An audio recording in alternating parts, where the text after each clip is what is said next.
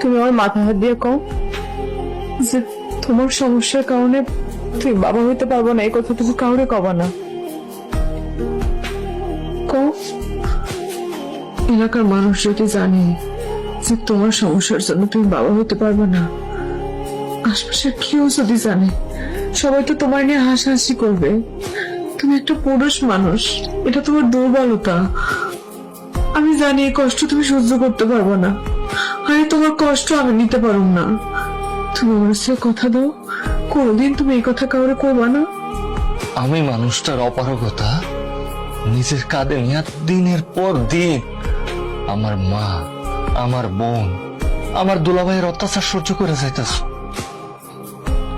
তোমার এই কষ্ট আমার সহ্য হয় না নরেন।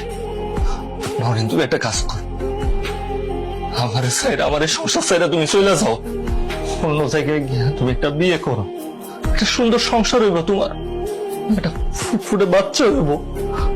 তোমার এই দুনিয়ার কেউ আর অপেক্ষা করে রাখতে পারবো না। আমি কি দিছি তোমার?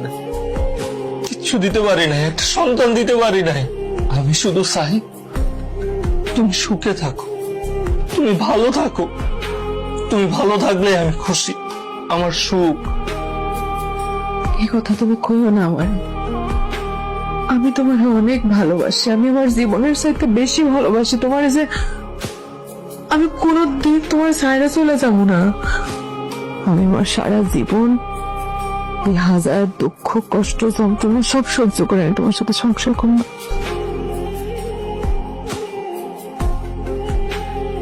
শুনো, আমরা তো আল্লাহর কাছে চাইতে পারি, আল্লাহ এমন কিছু নাই যে দিতে পারে না। আল্লাহ সবকিছু পায়, আল্লাহ সবকিছু দেওয়ার মালিক। আমরা ধৈর্য নিয়ে আল্লাহর কাছে চাই, আল্লাহ হয়তো কোনোদিন দিবে। আমাকে সব ঠিক হয়ে যাবে একদিন। আল্লাহ চাইলে তো সব পারে, আল্লাহর কাছে চাওয়ার মতো করে চাইতে হবে। আল্লাহ আমাকে স্বপ্ন পূরণ করবে, ইচ্ছা পূরণ করবে।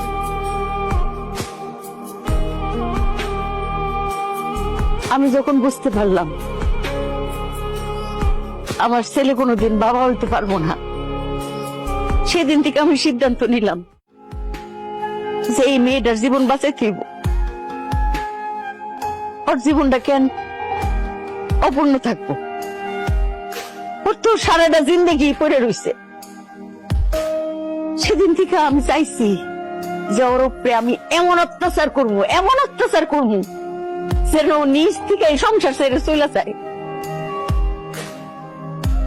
ওর যেন সুন্দর একটা সংসার হয়, ওর কোল জুড়ে যেন একটা সন্তান আসে।